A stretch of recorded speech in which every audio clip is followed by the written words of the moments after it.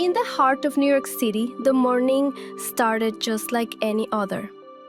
Buses rumbled by, the crosswalk signs blinked, and Mrs. Chen's bakery filled the air with the smell of fresh muffins. But inside Milo's red brick apartment, something felt different. Milo sat at the kitchen table, his lucky blue cap slightly tilted, staring at a cereal box. His spoon floated in the milk, untouched. Across from him, his mom sipped coffee. Eyebrows raised. "Are you feeling okay, Milo?" she asked, peeking over her newspaper. "Yeah, I just had a weird dream," Milo mumbled. He wasn't even sure if it was a dream. It felt more like a whisper in his ear, something he was supposed to remember. "What kind of dream?" she asked. "I don't know. I think someone was calling me, but not with words, just a feeling." That's when the pipes in the wall groaned loudly, as if agreeing with him. Milo jumped a little. Later, as he skateboarded down the hallway, the noise of the elevator dinged in its usual funny way. But today, it sounded more like a question than a sound. Milo narrowed his eyes, as if trying to understand the language only he could hear. At the corner, Zoey was already waiting with her yellow clip, shining in her hair and her notebook in hand. "You're late," she said, tapping her pencil. "Had a dream," Milo replied. "Me too," she said instantly, eyes wide. They both stared at each other. "Mine was foggy," Zoey said. "I was in the city, but it was quiet. No cars, no people, just something pulling me forward." "Yeah," Milo whispered. "Same. Like someone was trying to reach us, or waiting." They walked in silence for a minute, the city noise somehow softer today. "Maybe it's a clue," Zoey said, flipping open her notebook. Milo grinned. "Then we should start looking for it." They walked past Mr. L at the newsstand. "Riddle of the day," he announced. "What gets sharper the more you use it?" Zoey smiled. "A brain," she said. Mr. L winked. "Smart kids."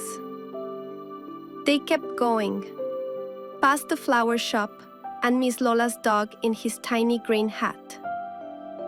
The mural on the wall seemed to glow a little brighter as they passed it. Zoey paused, stared, and snapped a picture with her old camera. Milo looked up. The school bell rang, echoing louder than usual. As Milo and Zoey entered the hallway, the lights flickered slightly. No one else seemed to notice. Lockers clanged, students laughed, and sneakers squeaked across the polished floors. Mr. Denton greeted them at the classroom door with his usual bow tie and big smile. "Ready for the brain stretch?" he said. But Zoey was distracted. She pulled Milo aside and whispered, "The numbers on the clock in the hallway, they were reversed. It read 3:21 instead of 12:30. "That's weird," Milo said. "Are you sure?" "I checked twice. Something's up." They took their seats, but both kept glancing at the classroom clock, which ticked normally. Mr. Denton began a lesson on constellations, pointing at a map of the stars. Each dot is a guide leading travelers in the dark. Zoey jotted something quickly in her notebook. Milo leaned over. It said, "What if our dream is a constellation, pointing us somewhere?" At recess, Milo and Zoey found a quiet bench near the fence. The clouds above them had begun swirling in a strange pattern. "Look," Zoey said, showing Milo her notebook. She had drawn the city streets from memory and a line connecting certain landmarks they passed that morning. "It makes a shape," Milo said, like a key. Zoe nodded. What if we followed this path just to see where it leads? After school, Milo agreed. But we'll need supplies. Back in class, the air felt heavier, as if the building itself was listening.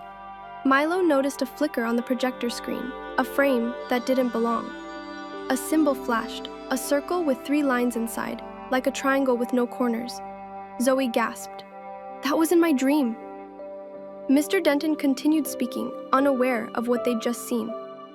When the bell rang for the end of the day, Milo and Zoe raced out of the school, their backpacks bouncing. The line on Zoe's map led them past the library, through the alley behind the hardware store, and into a quiet courtyard with ivy-covered walls. Here, Zoe whispered, it ends here. In the center of the courtyard was a manhole cover with the same triangle and circle symbol etched faintly in the metal.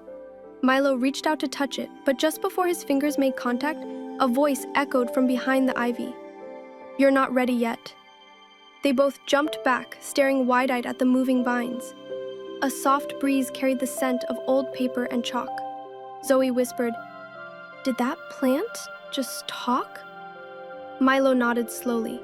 I think the mystery just got real. The ivy slowly parted, revealing a narrow stone pathway. The voice spoke again, softer this time. Follow, but only if your hearts are open. Zoe looked at Milo. Should we? Milo hesitated, then took a deep breath. We've come this far. Step by step, they entered the hidden passage. The light dimmed behind them, replaced by a soft golden glow from lanterns along the stone walls. The air smelled of earth and something sweet, like old library books mixed with honey. As they walked, carvings appeared along the walls, images of children, stars, books, and keys. Zoe traced her finger over one carving. These are like parts of our dream. Ahead, the passage opened into a small underground room. In the center was a pedestal with an old journal resting on it. The cover was embossed with the same strange symbol, the triangle inside the circle. Zoe stepped forward and opened the book. The pages were handwritten in a neat, looping style. The first line read, To those who seek truth beyond the veil, welcome. Beneath the line was a sketch of a door and a compass. Milo flipped to the next page. There were diagrams, strange maps, and what looked like riddles. Symbols swirled in the corners, glowing faintly when touched. Zoe whispered, It's like a guide for dreamwalkers. Milo frowned. But why us? Why now? The journal answered their question with a glowing sentence that formed on the page as they watched. The ones who see beyond are chosen when the veil is thin. Suddenly, a soft rumble vibrated the floor. One of the stone walls began to slide open slowly, revealing a tunnel that spiraled downward. Zoe gripped Milo's hand. This is bigger than we thought. We don't have to go, he said. But Zoe shook her head. We're already part of this now. They took one last look at the journal, then stepped into the spiral tunnel. As the stone door slid shut behind them, the glow from the walls lit their path. The further they went, the deeper the hum became. A sound not of machines, but of something ancient and alive. Around a bend, they entered a chamber filled with mirrors. Each mirror reflected a different version of themselves. Older, younger, laughing, crying, brave, scared. Zoe gasped, This is us, all the possible versions of us. Milo reached out to touch one, and his hand passed through it like mist. Suddenly, a mirror shattered with a sharp crack, and a shadow stepped out. It looked like them, but with hollow eyes. Zoe stepped back. Is that? The shadow spoke, mimicking Milo's voice.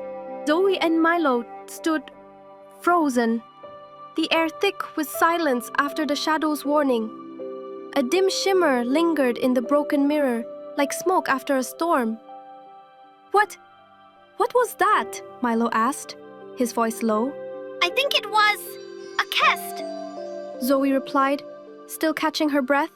She took a cautious step forward, scanning the remaining mirrors. None of them moved or shimmered. The chamber was quiet again. In the center of the room, another door had appeared. This one, wooden, with a brass handle shaped like a question mark. They approached slowly. Etched above the frame were the words, "To pass, speak your truth."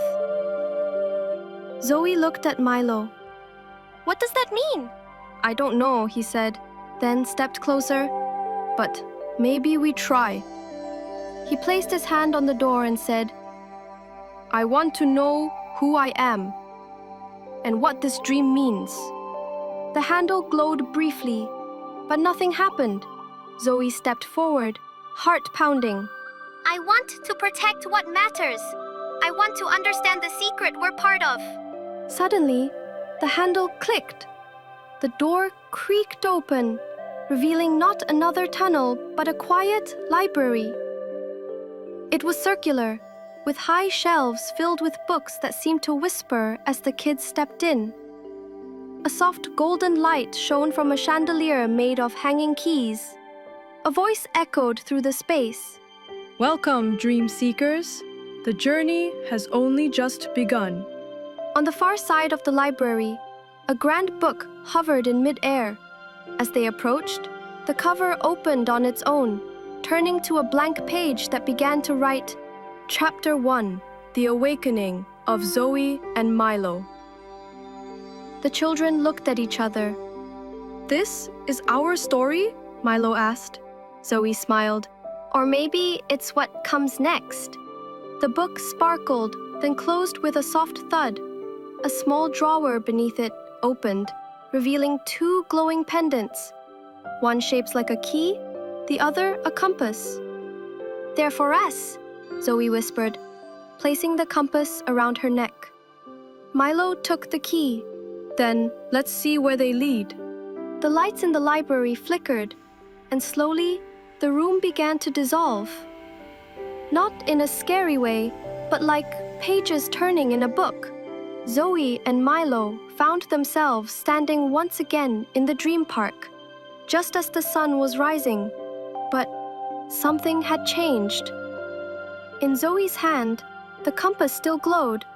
In Milo's pocket, the key was warm. They looked at each other, both realizing this was only the beginning. Behind them, carved into a bench, were new words. The truth sleeps until you dare to dream. And far off in the distance, they heard a whisper on the wind.